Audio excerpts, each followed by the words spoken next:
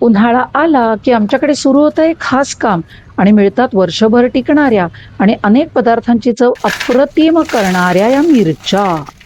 कोकणातील पारंपरिक वाळवणाचा एक खास प्रकार आपण बनवतोय सांडगी मिरची.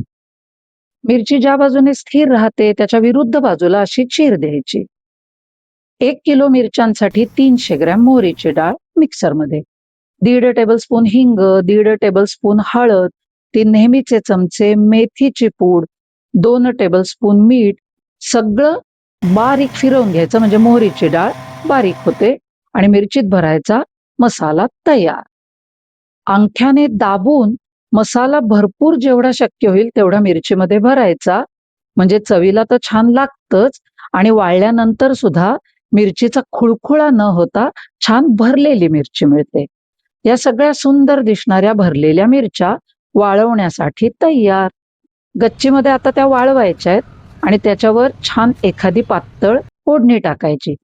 चांगल्या 5-6 दिवस वाळवल्या की खडखडीत वाळलेल्या मिरच्या तयार. हे बघा मस्त भरलेल्या मिरच्या. गरम तेलात गॅस बंद करून मिरच्या छान तळून घेतल्या की दडपे पोहे, दही भात आणि इतर अनेक पदार्थांसाठी वापरायला छान मिरच्या तयार. सांडगी मिरची झणझणीत, रुचकर आणि एकदम सुपर.